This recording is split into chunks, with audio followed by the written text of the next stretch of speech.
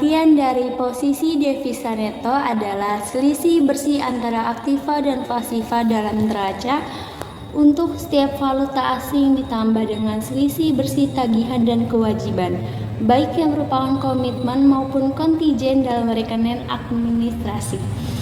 Untuk setiap valuta asing yang semua dinyatakan dalam rupiah.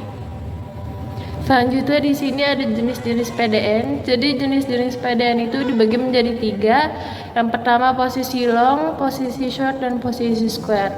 Posisi long yaitu posisi di mana jumlah aset atau aktiva pada bank dalam bentuk valuta asing lebih besar daripada jumlah kewajiban atau pasiva bank dalam bentuk valuta asing setelah memperhitungkan posisi rekening administrasi bank, dikenal juga sebagai overbought. Yang kedua ada posisi short, itu kebalikan dari posisi long, di mana posisi jumlah aset atau aktiva pada bank dalam bentuk valuta asing lebih kecil dibandingkan jumlah kewajiban atau pasiva bank dalam bentuk falas setelah memperhitungkan posisi rekening administratif bank, dikenal juga sebagai oversold. Kemudian yang terakhir ada posisi square, yaitu posisi di mana jumlah aset bank dalam bentuk valuta asing sama besar dengan jumlah kewajiban atau pasiva bank dalam bentuk valuta asing setelah memperhitungkan posisi rekening administrasi bank. Berikut ini terdapat contoh untuk kasus pengelolaan PDN. Contohnya ada dari data keuangan Bank Budi Luhur. Modal banknya jumlahnya 7 triliun, nilai tukarnya itu diasumsikan 7.000 per USD, nilai atau jumlah maksimum PDN sama dengan 20 dikali modal sama dengan 20% dikali 7 triliun rupiah sama dengan 1,4 triliun rupiah.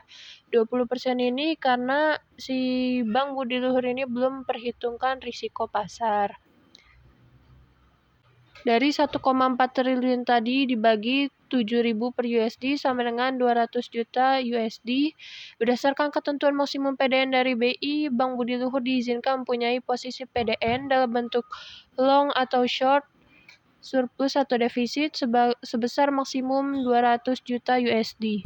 Selanjutnya untuk long position atau overbought atau surplus, Bank Budi Luhur mempunyai PDN pada posisi long sebesar 200 juta USD pada nilai tukar 7.000 per USD.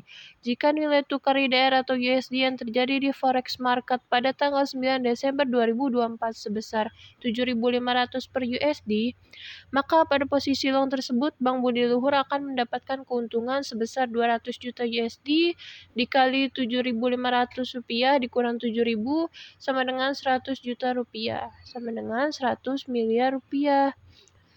Jika nilai tukar IDR atau USD yang terjadi di forex market pada tanggal 9 Desember 2024, IDR menguat terhadap USD menjadi sebesar USD 6.750 per USD, maka pada posisi long tersebut, Bank Budi Luhur akan menderita kerugian sebesar 200 juta USD dikali dalam kurung 7.000 rupiah dikurang 6.750 rupiah sama dengan 50 juta sama dengan jumlah dari totalnya 50 miliar. Pada bagian short position atau oversold atau defisit, Bank Budi Luhur mempunyai PDN pada posisi short sebesar 200 juta USD pada nilai tukar 7.000 rupiah per USD. Jika nilai tukar IDR per USD yang terjadi di forex market pada tanggal 9 Desember 2024 sebesar 7.500 rupiah per USD, Bank Budi Luhur melakukan revaluasi posisi falas, maka pada posisi short tersebut Bank Budi Luhur akan menanggung kerugian sebesar 200 juta dolar dikali 7.500 rupiah dikurang 7.000 sama dengan 100 juta rupiah, jadi total keseluruhannya 100 miliar. Dan jika nilai tukar IDR per USD terjadi di forex market pada tanggal 9 Desember 2024, IDR menguat terhadap USD menjadi sebesar 6.500 per USD, maka pada posisi short tersebut, Bank Budi Luhur akan mendapatkan keuntungan sebesar 200 juta dolar dikali 7.000 rupiah dikurang 6.500 sama dengan 100 juta dan total keuntungannya pada posisi short ini adalah 100 miliar rupiah. Jadi di sini latar belakang utama dari PDN itu, bank syariah akan terekspos oleh risiko nilai tukar apabila mempunyai PDN baik long atau short yang dapat menimbulkan kerugian. Selain latar belakang utamanya, di sini juga ada latar belakang tambahan. Yang pertama ada membatasi transaksi spekulasi bank devisa, yang kedua menghindari risiko nilai tukar, yang ketiga manajemen forex bank, yang keempat keseimbangan sumber dan penggunaan dana atau falas, yang terakhir ada menjaga kesehatan dan daya tahan bank. Penyebab timbulnya PDN. Yang pertama, tidak sinkronnya antara sumber dana dan penggunaan dana. Terjadi perbedaan mata uang. Yang kedua, memenuhi kebutuhan nasabah. Yang ketiga, menjaga likuiditas salah satu valuta. Yang keempat, adanya perdagangan luar negeri atau ekspor impor. Yang kelima, perdagangan valuta asing. Yang keenam, pinjaman luar negeri. Penyebab timbulnya PDN. Yang pertama, tidak sinkronnya antara sumber dana dan penggunaan dana, yang dimana pada alma mata uang IDR dan falas dapat terjadi posisi di mana jumlah sumber dana tidak sama dengan penggunaan dana, yang berakibat pada posisi kelebihan dana atau overliquid atau kekurangan dana underliquid. Yang kedua, sumber dana dalam USD atau falas digunakan dalam IDR, yang dimana pada alma bank syariah devisa ketika sedang membutuhkan dana rupiah dapat dilakukan dengan menjual dana falas yang dimiliki. Dengan menjual dana falas atau USD menjadi rupiah, maka posisi bersih falas yang semula seimbang menjadi oversold. Yang ketiga, memenuhi kebutuhan nasabah, yang dimana ketika importir nasabah bank syariah devisa membutuhkan USD untuk membayar impor barang. Nasabah membeli USD dari bank syariah dan bank syariah menjual USD kepada nasabah. Dengan melakukan transaksi ini, PDN bank syariah yang semula seimbang menjadi defisit atau oversold.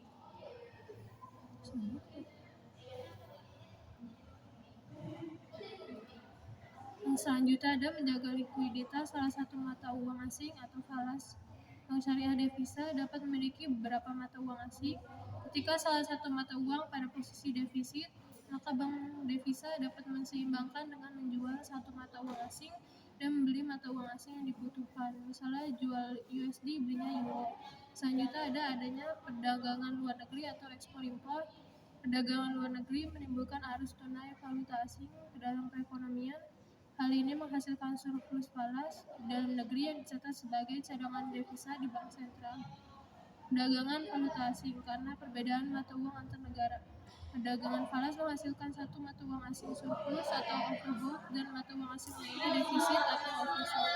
Terakhir ada pinjaman luar negeri. Pinjaman luar negeri menghasilkan arus tunai falas masuk ke dalam perekonomian dan menghasilkan posisi surplus atau overbought pada PDN. Selanjutnya di sini ada ketentuan PDN. Jadi ketentuan PDN itu berbeda untuk bank yang sudah dan belum memperhitungkan risiko pasar. Bank yang dalam perhitungan kewajiban penyediaan modal minimum atau KPMM (KAR) telah memperhitungkan risiko pasar atau market risk. PDN ditetapkan setinggi-tingginya sebesar 30% dari modal bank. Dan bank yang dalam perhitungan kewajiban penyediaan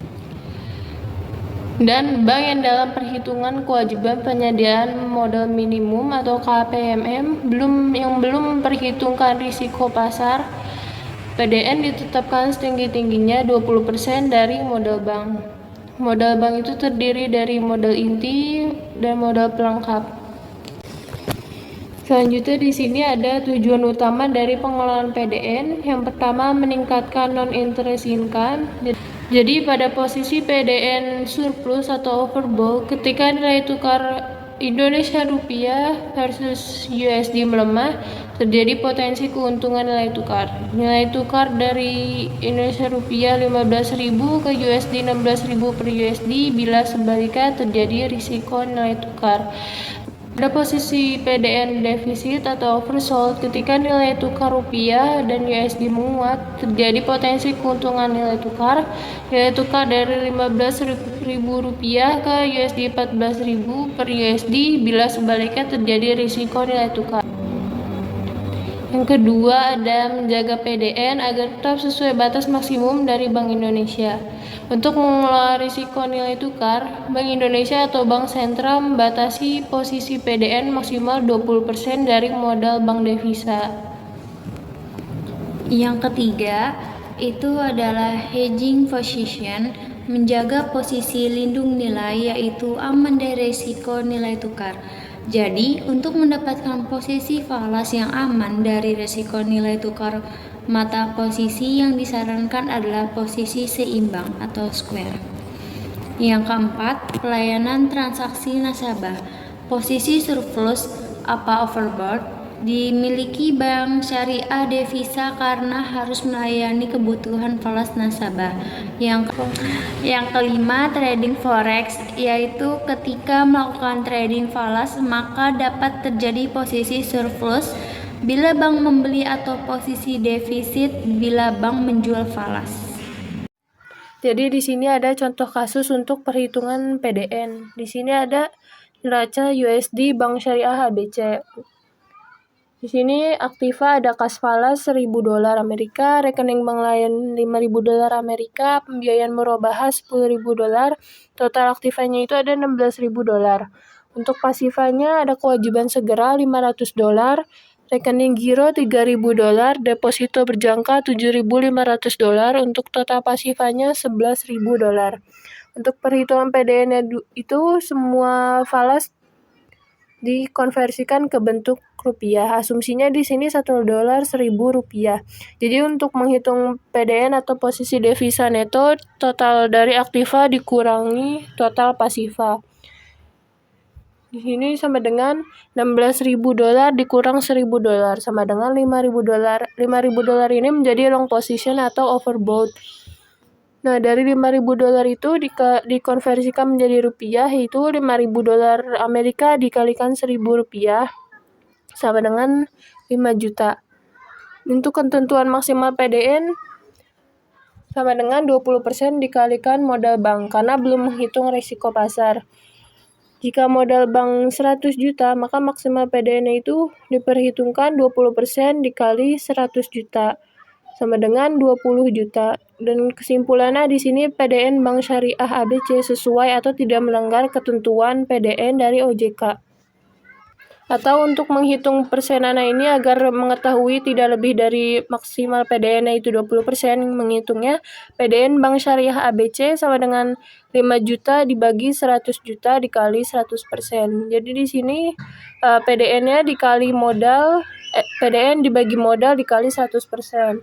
Sini contohnya 5 juta dibagi 100 juta dikali 100% sama dengan 5%. Nah, 5% ini kurang dari 20%, jadi PDN Bank Syariah ABC sesuai dengan ketentuan. Jadi kesimpulannya posisi devisa neto atau PDN ini digunakan untuk mengukur selisih aset atau aktiva dan kewajiban atau pasifa falas valuta asing suatu entitas atau biasanya bank. Jika PDN positif, berarti aset falasnya lebih besar dibandingkan kewajibannya. Tandanya bank itu mempunyai cadangan falas lebih.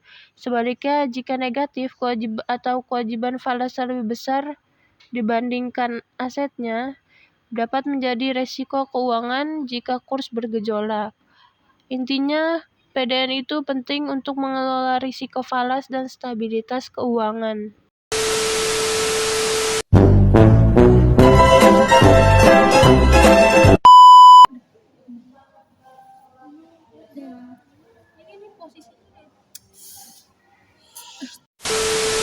Ya maksudnya dimatiin dulu, lu malah langsung gitu.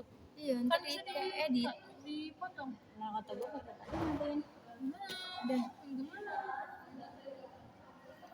Miftah. Udah kan ya? Baru mau jalan mereka ternyata. Iya. Ntar ini poin aja. Iya. Ini yang itu.